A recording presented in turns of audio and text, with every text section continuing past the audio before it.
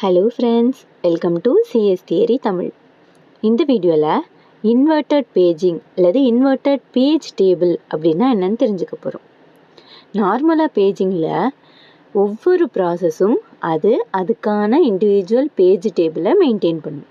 அந்த எல்லா page டேபிளும் ரேமில் load ஆனால் தான் அந்த ப்ராசஸை சிபியூவால் ப்ராப்பராக எக்ஸிக்யூட் பண்ண முடியும்.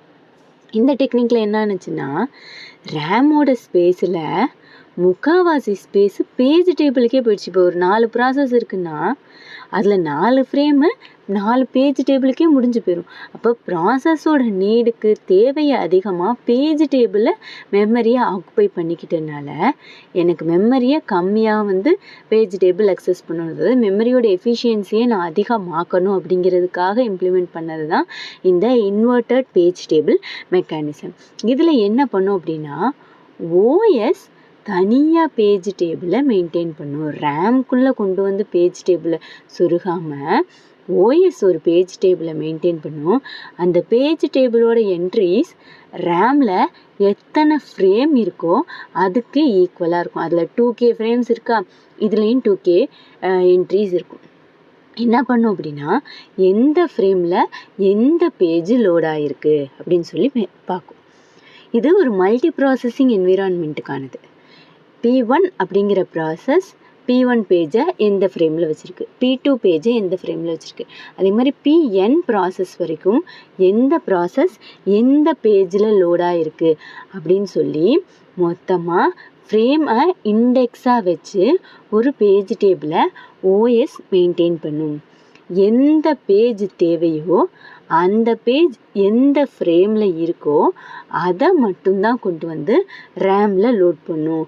முழு பேஜ் டேபிளையும் கொண்டுட்டு ரேமில் லோட் பண்ணுறதுக்கு பதிலாக எந்த பேஜ் தேவையோ அதை மட்டும் லோட் பண்ணும்.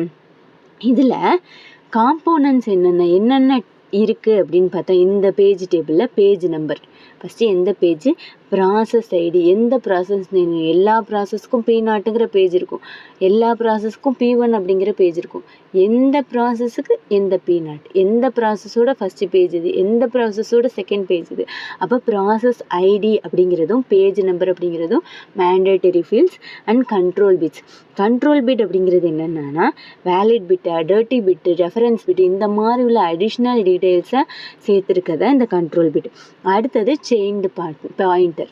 செயின்டு பாயிண்டர் அப்படிங்கிறது என்னென்னா, ஒரு ஃபிசிக்கல் மெமரி ஏரியா சம்டைம்ஸ் மோர் தென் ஒன் ப்ராசஸ் ஷேர் பண்ணிக்கும்.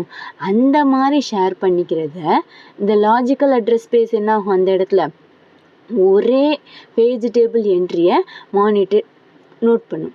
அந்த இடத்த மேப் பண்ணுறதுக்கு யூஸ் ஆகிறது தான் இந்த செயின்டு பாயிண்டர். இந்த செயின்டு பாயிண்டர் அப்படிங்கிறதும் கண்ட்ரோல் பிட்டும் இந்த ஆப்ஷனல் ஃபீல்ட்ஸ். ஆனால் ப்ராசஸ் ஐடி அப்படிங்கிறதும் பேஜ் நம்பரும் மேண்டேட்டரியான ஃபீல்டு.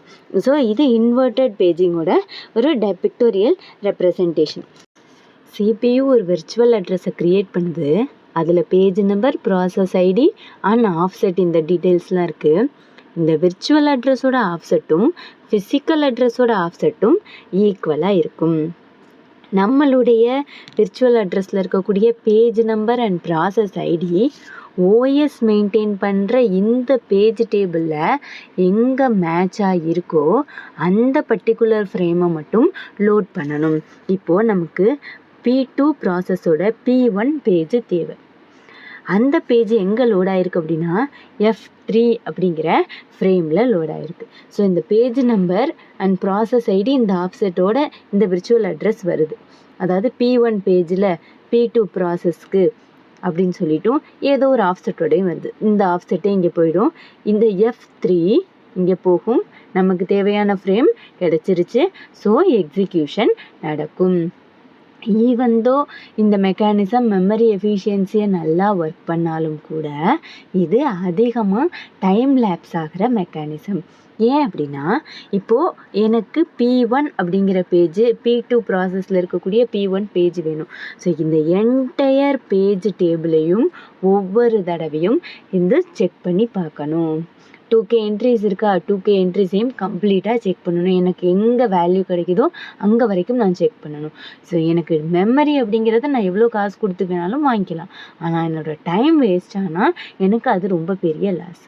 அதனால இந்த இன்வெர்ட்டட் பேஜிங் அப்படிங்கிற மெக்கானிசம் இது சக்ஸஸ்ஃபுல்லாக ஆகலை. நார்மல் பேஜிங்கே ஓகேப்பா, நாங்கள் அதையே பார்த்துக்குறோம், எங்களுக்கு இன்வெர்ட்டட் பேஜிங் அவ்வளோக்கு வேண்டாம் அப்படிங்கிற மாதிரி ஆயிடுச்சு. இவ்வளோ தாங்க இன்வெர்ட்டட் பேஜிங். தேங்க்யூ.